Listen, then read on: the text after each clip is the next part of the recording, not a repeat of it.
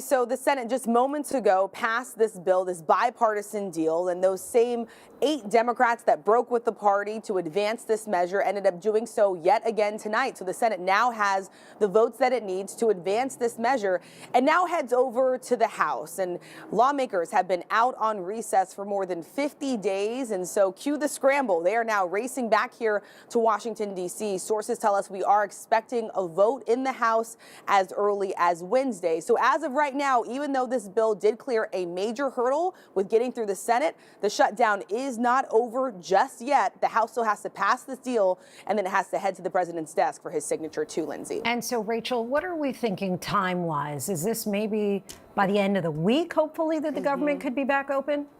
Yeah, Democrats and Republicans are certainly hoping that the government reopens by the end of the week. If everything does move forward as planned, the House would be voting on this bill by Wednesday, and then it heads over to the president's desk for his signature. But the impacts of the shutdown, Lindsay, that can last a little bit longer, especially when we're talking about air travel. It could be another week or so before that gets back to normal. And we know so many Americans out there have been feeling the real world impacts of this shutdown. Furloughed workers, those who have been showing up, working without pay, including TSA workers, air traffic controllers, even the police officers here guarding the Capitol have been working without pay as well. Contractors, they're not getting back pay either. And so many of those families, Jay O'Brien and I have both been talking to so many families who have been on these SNAP benefits, relying on this federal food assistance.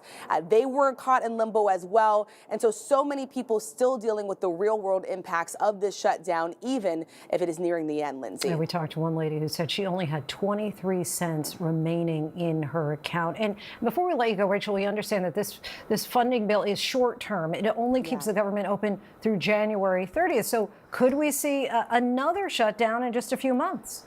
That is always the risk, and that is the reason why so many Democrats and Republicans really wanted something maybe even a little bit longer so that they don't find themselves in the same position yet again in just a few months. If that does happen, Lindsay, though, it will be a partial government shutdown, and that is because in this deal, they did secure some funding to actually fund SNAP benefits, that federal food assistance, at least through the fiscal year. They had some money for veteran affairs programs as well.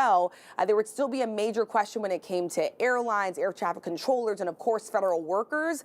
But everyone here on Capitol Hill, I think after going through the longest government shutdown in American history, they are hoping that they do not come to that brink once again, Lindsay. Yes, and many Americans echo that sentiment. Rachel Scott, our thanks to you. Jay O'Brien, want to bring you back in here. Jay, once again, the longest shutdown in history, and now the Senate has passed the spending bill. Just remind us, what's in the deal that the Senate has approved? So this was an agreement to fund the government, as Rachel says, until the end of January, January 30th. And it means that we could be playing a version of this shutdown game all over again with different stakes come then.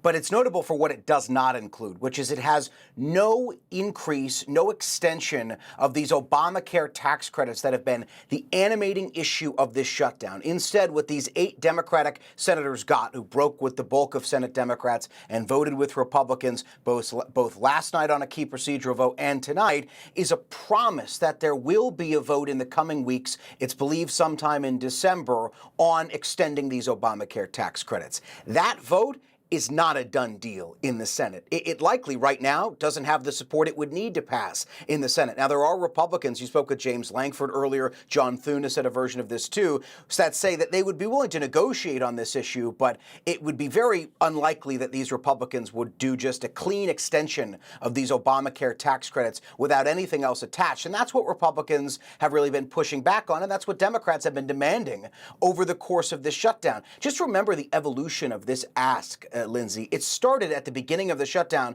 with Democrats demanding making these Obamacare tax credits permanent to prevent premiums for some 20 million Americans who get their insurance through the Affordable Care Act from skyrocketing. Then, just late last week, Chuck Schumer came out and said, I have a new deal to offer you. Just extend these tax credits for a year. And Republicans still balked at that. And then ultimately on Sunday, those 8 Democrats break with the bulk of their party just to get a promise of a vote on these tax credits, a vote that that might not even pass, and right now doesn't look likely to pass.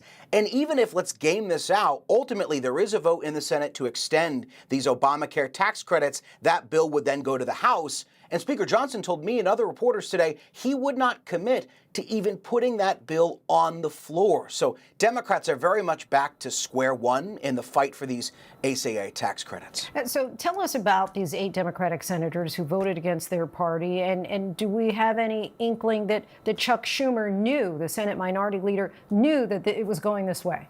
That's unclear. We know that he typically keeps a close ear to what's going on in his caucus. And really what you're looking at is 5 of these 8 Democratic senators, because over the course of the 40-plus days of this shutdown, on every single vote, well more than a dozen votes, 3 Democratic senators, technically 2 Democrats and 1 independent, Angus King of Maine, have often been voting with Republicans. Actually have been always voting with Republicans on these government funding legislation. What we saw on Sunday was that they were joined by 5 others. That includes Jackie Rosen, that includes Dick Durbin, Senator of Illinois, that includes Catherine Cortez Masto, it includes, or actually it doesn't, excuse me, it includes Jeanne Shaheen, it includes Tim Kaine, Senator of Virginia, and the list goes on and on and on. And these different senators have different reasons for why they decided last night to ultimately accept this much lesser demand. But the line that we've heard so consistently from them is that they do believe that there was a small win at minimum by elevating this issue of health care in the American public's consciousness, by thrusting this issue of these Obamacare tax credits into the forefronts of the minds of voters. That is something that Chuck Schumer, by the way, who voted no on this legislation, but that's something that Chuck Schumer said on the floor even today. He said that it's the view of Democrats now that Republicans, quote unquote, own this ongoing health care crisis. But that is nowhere near, Lindsay, of course, what they were asking for at the beginning of what is now the longest shutdown in American history. You have to wonder if they feel that the juice was worth the squeeze in the end. Jay O'Brien, our thanks to you as always.